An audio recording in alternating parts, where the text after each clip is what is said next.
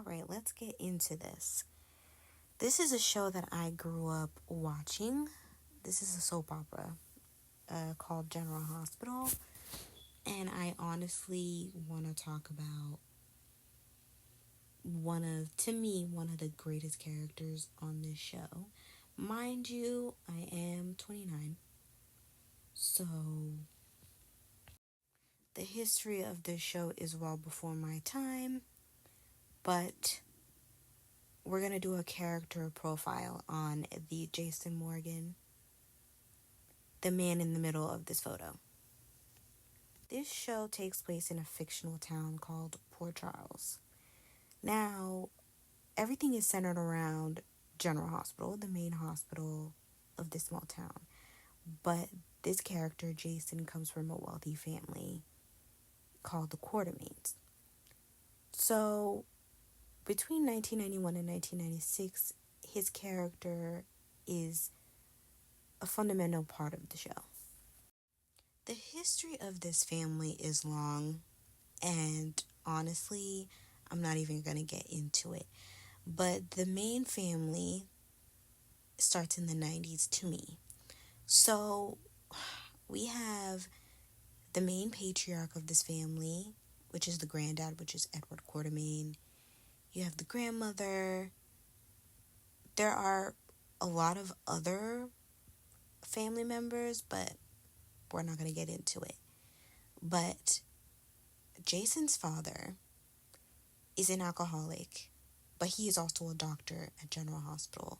His mother, which is not his biological mother, is kind of a pushover, but she is also a doctor at General Hospital. And his brother, who is considered the black sheep of the family and a bit of a screw up and also an alcoholic, is all entwined in there. Jason is considered the golden boy of this family, the future of this family. He wants to become a doctor like his father. He really has no bad qualities at this point. I mean, he is a very privileged white man who went to boarding school and has life on easy mode, really. I want to get into the relationship of these brothers real quick because it is very important to this story.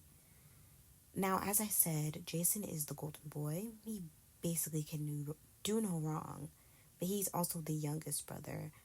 AJ is the oldest and can never measure up to anything.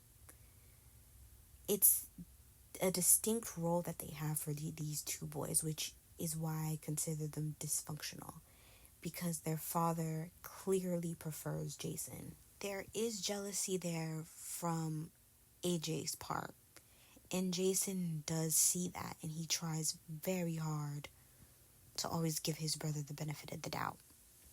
And I feel like AJ does the same and vice versa, but it doesn't help because AJ does end up becoming an alcoholic because of all the pressure that the family has put on him. As Jason gets into his late teens to early 20s, he does have two women that he, falls for. Karen, which doesn't last really long, and then Keisha, who ends up opening his eyes to what the real world is like. And they were a really, really sweet couple. They really were. I would say his first love, really. Now, here is where the plot gets really, really interesting. Jason ends up being in a car accident in late December of 1996. And the person who is behind this accident is his brother, who was drunk at the time. Now, Jason ends up suffering from multiple brain injuries and ends up losing his memory. So he does not remember anything about his life. Nothing at all. This has irrevocable damage upon this family. This golden boy is now gone. Their hopes and dreams, especially his father's hopes and dreams, is all gone. And it takes a toll on everyone, and nothing is the same ever again. In the background of all of this happening, Sonny enters the chat. His and Jason's paths will cross and just create chaos for this whole town. I mean, this man is truly diabolical. He is truly diabolical. A great written character, but diabolical to anybody around him, really. And Jason really gets the short end of the stick in this relationship every single time. And Sunny always ends up riding into the sunset. Now, Jason ends up falling for Robin. Robin has been a character in the background. He's always known Robin, and Robin has always had a crush on him, but it never worked out. But now he does not remember anything, and he ends up falling for Robin. This relationship was truly, truly written very well. One of the best relationships that he's had ever. Very interesting dynamic between someone who does not remember anything and someone who is HIV positive. Just this beautiful relationship will have its ups and downs, mainly because of Sunny and also because of Carly. She will enter the chat soon. But Robin's sense of righteousness will end up tearing them apart. And Jason's lack of awareness for anybody else's feelings will also affect everything. Jason's mind right now is completely detached from his family. He has completely left his family home, completely left his family behind. He doesn't consider himself a Quartermain. He's changed his name to Jason Morgan and is living life on his own. His brother is filled with guilt, as he should. Jason is very reckless at this point.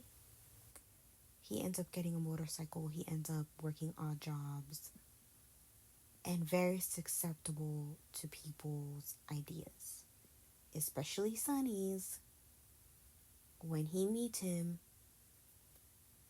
But yeah. And Robin is basically his only lifeline, the only person that he ends up really truly caring about at this particular point in time. And as you would expect, his family is heartbroken. His father is heartbroken.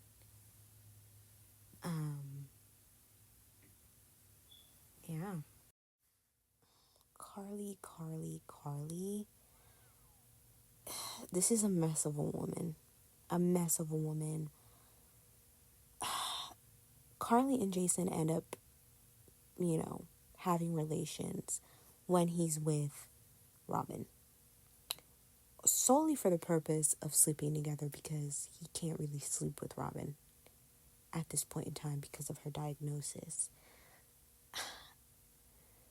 This woman is another person who ends up changing this man's life. Not for the better. Honestly, not for the better.